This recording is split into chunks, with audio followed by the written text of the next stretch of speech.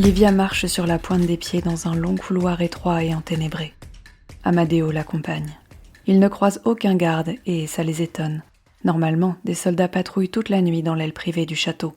En temps de guerre, ses parents ne souhaitent pas gaspiller inutilement des ressources en laissant brûler les torches en continu. Toute source de lumière est devenue précieuse. La petite fille s'est habituée à cette obscurité constante. Elle connaît le château par cœur, elle pourrait trouver son chemin même en fermant les yeux. Elle a été mise au lit par sa nourrice quelques heures avant et s'est réveillée au milieu de la nuit dans un sursaut. Les pâtisseries auxquelles elle n'a pas eu droit au dessert l'appellent. Elle s'est faufilée dans la chambre de son frère pour qu'il vienne avec elle. Elle n'a pas eu besoin de le secouer. Il était dans son lit, l'air inquiet. Il a suivi sa sœur sans poser de questions. Mais à présent, Livia a l'impression de faire une grosse bêtise. Les corridors sont trop vides, trop sombres, trop froids, trop silencieux, jusqu'à ce qu'ils parviennent à l'immense escalier de pierre en hélice. Elle est terrifiée. Un pressentiment lui tord les boyaux et un violent frisson la fait trembler. En bas, des bruits de métal contre du métal, des sons sourds, des cris étouffés. Les deux enfants reconnaissent immédiatement les timbres d'un combat. Amadeo serre les poings. Livia est incapable du moindre mouvement. Côte à côte, même s'ils ne peuvent pas encore mettre des mots dessus, ils prennent conscience que leur vie vient de basculer. Livia a envie de s'enfuir, de courir loin et de se cacher assez longtemps pour qu'on l'oublie. Pourtant ses jambes choisissent à sa place de descendre les marches, une à une, avec la lenteur d'une condamnée. Son frère la suit. Personne ne les arrête. Les adultes se battent. Malgré son jeune âge, Livia sait de quoi il en retourne. Le grand empire d'Urbs a pénétré encore plus loin dans leur petit royaume, jusqu'à leur château. Sa mère lui a expliqué ce qu'il faisait aux enfants, et Livia a envie de pleurer. Par automatisme, elle se dirige vers la salle du trône. Elle cherche ses parents. Elle trouve son père. Il se bat avec l'énergie du désespoir, et puisqu'il n'est pas encore vaincu, alors tout est possible. En face de lui, plusieurs soldats le harassent inlassablement. Mais le roi est trop fort pour eux, et ils tombent, ensanglantés, un à un.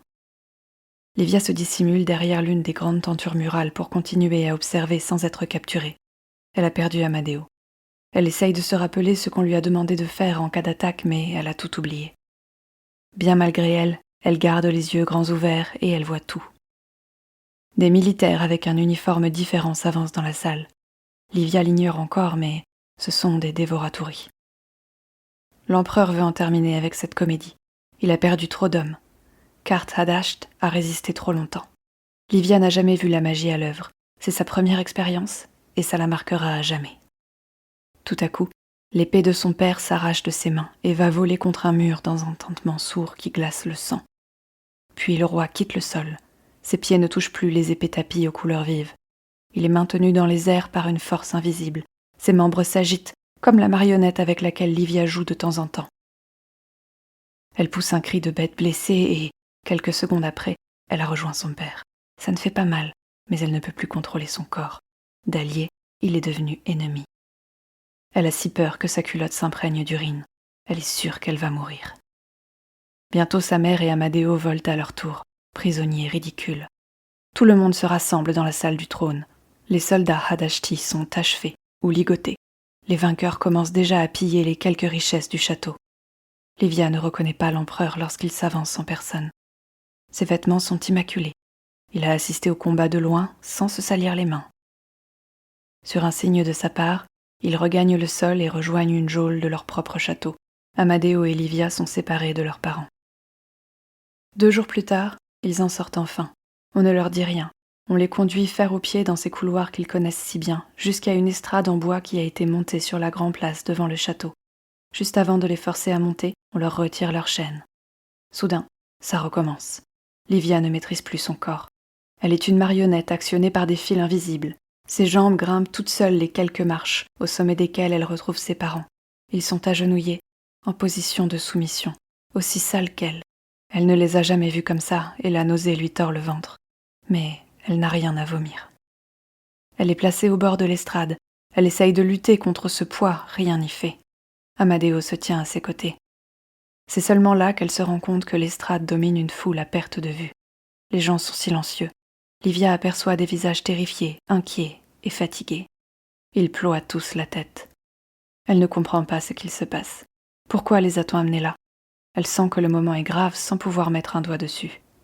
Sa mère est relevée et amenée à l'arrière de l'estrade. Elle non plus ne contrôle plus ses gestes, mais Livia perçoit sa rage jusqu'au fond de ses os. Elle aimerait lui demander de l'aide, seulement sa bouche ne s'ouvre pas et Juliana ne la regarde pas. L'empereur surgit soudain à leur côté. Il fait un discours aux mots compliqués que Livia ne comprend pas, à part les derniers. Ils lui font froid dans le dos. Elle tremblerait si elle pouvait bouger. Elle serait incapable même de tenir debout. Ils vont tuer son père.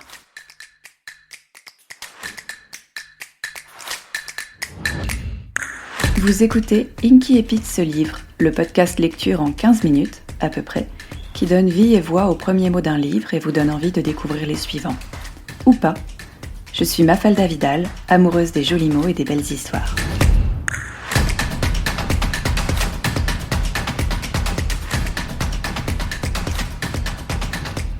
Vous venez d'écouter l'Incipit de Conjuration, écrit par Bleuen Guillou, publié en 2024 chez Naos, la collection Young Adult des éditions Mnemos.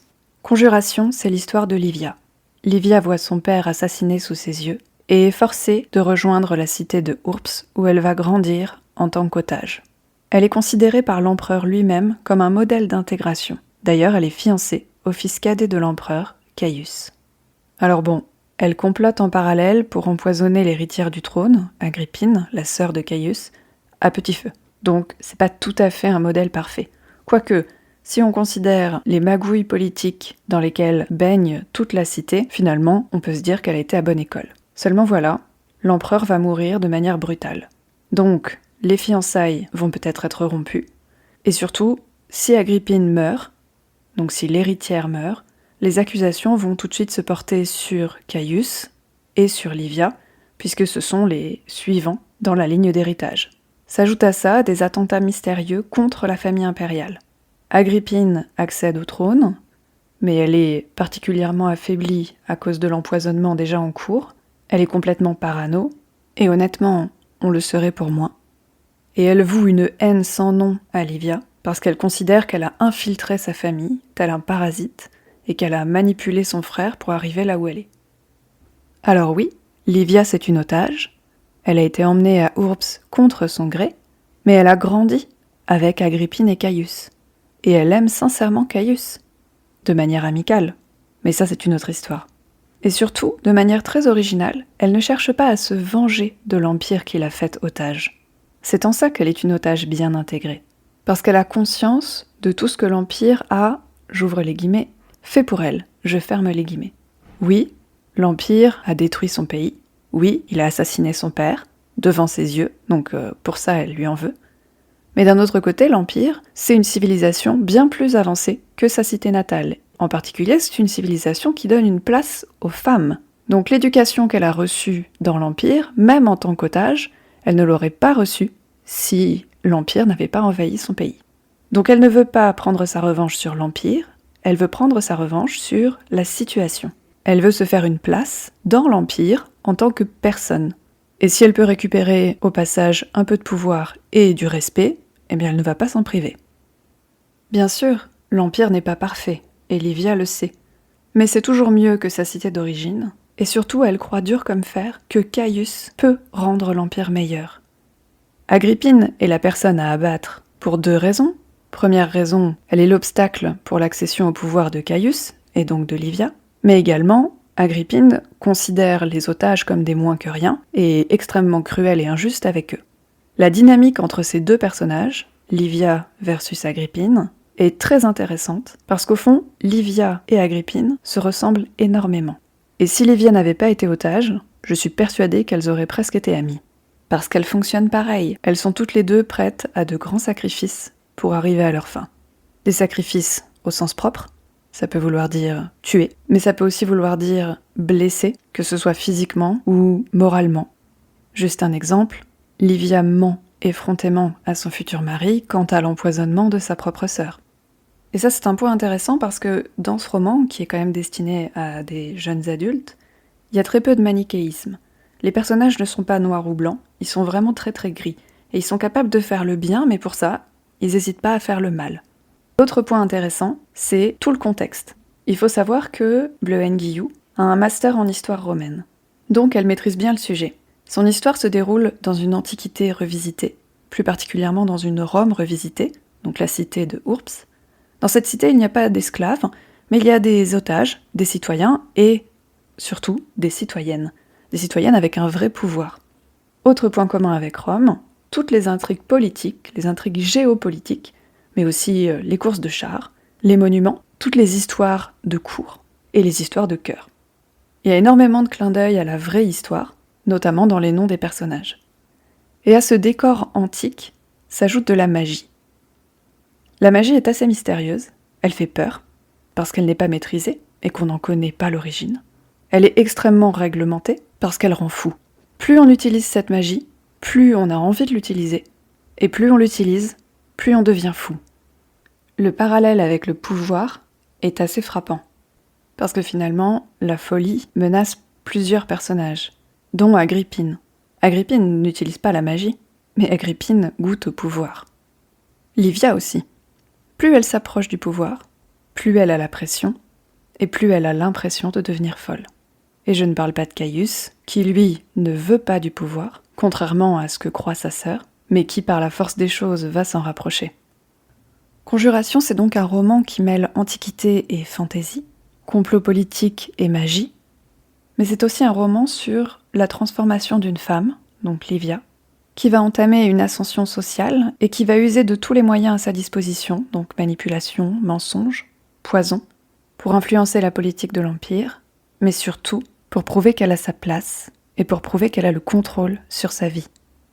Et en parallèle, on a l'évolution d'une autre femme, Agrippine, qui elle est déjà en haut de l'échelle sociale, donc qui ne peut que redescendre, qui a priori a bien un contrôle sur sa propre vie, quoique, qui se bat avec les mêmes armes que Livia, sauf qu'elle n'utilise pas de poison, elle utilise une dague. Et la confrontation de ces deux femmes, de leurs histoires, de leurs valeurs, va finalement faire plus de bruit que tous les attentats qui peuvent frapper Urps.